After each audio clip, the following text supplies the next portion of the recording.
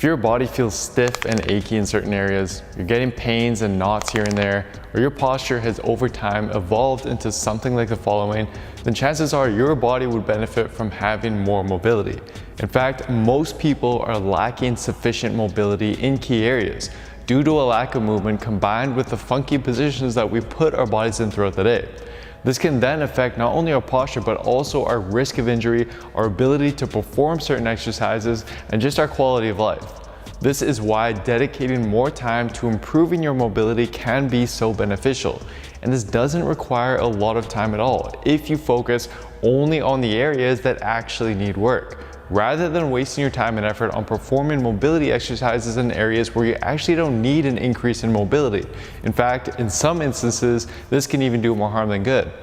Now, as for where these problem areas are, physical therapist Gray Cook and strength coach Mike Boyle shaped a concept that's called the joint-by-joint approach, based on their years of experience and research. They found that typically there are 4 main areas where people tend to lack sufficient mobility the most: the shoulders, the thoracic spine, the hips, and the ankles. Therefore, what we're going to do in this video is we're going to focus our mobilizations on these specific areas. And within each specific area, we'll also first determine if you truly could benefit from more mobility in that area or not, so that by the end of the video, you'll have a personalized mobility plan based on the areas where your body could use the most work. The first area we're going to cover is the shoulder joint. A lack of mobility here is nowadays quite common, especially in males. In fact, in the shoulder mobility test I'm about to show you, on average, almost all male subjects, including young subjects in their 20s, failed the test, with the failure rates just continuing to rise and worsen with age. This result was slightly better in females, but still had a similar trend as males. And this common mobility deficit becomes a problem because of the compensations we then make not only in the gym during our major lifts, but also in our daily life during any reaching or overhead tasks, for example, which can then lead to pain and discomfort down the road. So, to test for this mobility deficit, we're going to use what's called the Apley Scratch Test. To perform it, simply reach one arm up and over your shoulder and your other arm up your back as far as possible. To pass, ideally you want those fingers to touch, but aim to at least get your top hand to reach the top of your shoulder blade and your bottom hand to at least touch the bottom of your shoulder blade. If your top arm fails, then it's likely missing adequate shoulder external rotation and abduction. If your bottom arm fails, then this indicates that it's likely missing the opposite, adequate shoulder internal rotation and adduction. So do the test on both sides and see how you do, and note down which arm has the worst mobility on each side. We'll want to then use these results to determine which specific shoulders and positions need the most work with our mobility drill in order to correct the imbalances. And the mobility drill we're going to use is quite simple. Just grab a shirt or towel and hold it in each hand using the test position with both hands behind your back. Then, to mobilize the top arm, perform reps of gently pulling down on the towel while actively reaching downward with your top arm. Whereas to mobilize the bottom arm, perform reps of pulling the towel up while actively reaching up with your bottom arm each rep. Do so gently and avoid letting your shoulder round forward as you do so. You'll want to only do the respective arms that failed and spend more time on whichever needs more work. Next, we'll move on to the mid and upper back, or in other words, the thoracic spine. This area often stiffens up due to excessive sitting and technology use throughout the day, and we over time lose the ability to extend our back out of this hunched posture. To test if this is a problem area for you, it's pretty simple. Just take a picture sideways in the mirror with your body relaxed. As hard as this picture may be to look at, analyze it, and if your mid to upper back seems to round, then that's a good sign that it could use some mobility work. To do so, we're going to first mobilize the area with thoracic extensions. Here, just place your elbows on a bench or couch with your hands together, sit your hips back into your heels as you drop your chest towards the floor, hold this for a few seconds, and then repeat this motion for more reps, trying to go deeper every rep. You should feel this in the mid and upper back region. We'll then follow this up with cat-cows that can either be done on the floor or conveniently done while seated like so. Perform it slowly while focusing on rounding and extending mainly that mid-upper back region.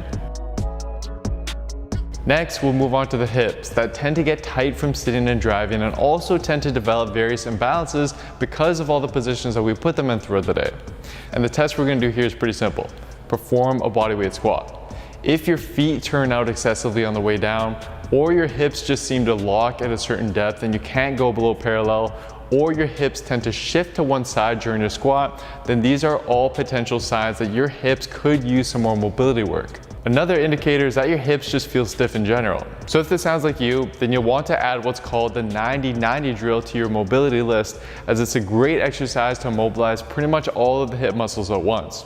To perform it, bend both legs to 90 degrees like so. Then, while keeping your torso stacked over your hips, simply transition from one side to another by opening up your hips. You should feel the hip external rotators of the front leg being stretched and the hip internal rotators being stretched of the back leg. You can also lean forward to deepen the stretch of the front leg, and can also come up to your knees at the end position to deepen the stretch of the hip flexors in the front of your hips. Play around with it, and again, just spend more time on what feels the most restricted. At first, you may even need to support your body with your arms, but over time, just trust me, this will improve. Lastly, we need to look at the ankles, which is where admittedly most of the problems stem from. When our ankles lose their ability to move, it affects the rest of our body. To determine if they're a problem area for you, we'll use a pretty simple test. Again, we're just going to perform a bodyweight squat and see how deep you can go without rising up off your heels or leaning forward excessively. Then we're going to repeat this, but this time we want to put weight plates or a book under each of our heels, and then see if your squat improves in terms of depth and form. If it does, then you'd likely benefit from adding the next ankle mobility drill into your daily routine. Simply find an elevated platform like a bench, a couch, or even your stairs, and place one foot on top of it. Then, using your arms under your bench or couch, pull yourself forward to drive your knee directly over your toe while keeping your heel planted. Hold the end position for a few seconds, and then repeat for more reps before switching sides. Lastly, to tie everything together, we're going to add a weighted goblet squat to the end of our mobility routine. Here, you'll want to hold any weighted object like a backpack stuffed with books or a weight plate out in front of you, and then sit into a deep squat. Hold this position while keeping your chest up and rocking side to side to transfer the weight and stretch to one ankle at a time.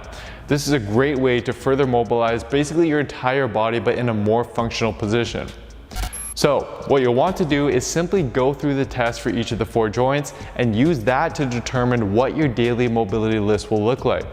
To then see the best results and to maintain your newfound mobility with this routine, you'll want to implement it daily or even 2 to 3 times a day with about 2 sets per exercise. This should be done at a time that you'll be most consistent with, and can even be done as a warm-up before your workout to help you improve your range of motion and performance in that workout. When using it as a warm-up though, just avoid holding each stretch statically for prolonged periods, as that can provide the opposite effect and actually hinder our performance. But guys, just also don't forget that you need to be mindful of the positions that your body is in for the rest of the day. Even the most mobile of individuals will get tight if they sit down in the same position all day. So make an effort to move more, whether it be with this mobility routine or by simply getting up for a walk every now and then, as that is very likely the root cause behind your aches and tightness. And for a step-by-step program that shows you exactly how to build muscle and lean down as efficiently as possible without neglecting important aspects of your training like mobility and prehab, simply head on over to builtwithscience.com and take our analysis quiz to determine the best program for you and your specific body. Anyways guys, that is it for today. I hope you enjoyed this video. Please don't forget to show your support by giving the video a like, leaving a comment down below as to what you'd like to see me cover next, subscribe to the channel, and turning on notifications for the channel as well, as this all really does help me out. Thank you so much. I'll see you next time.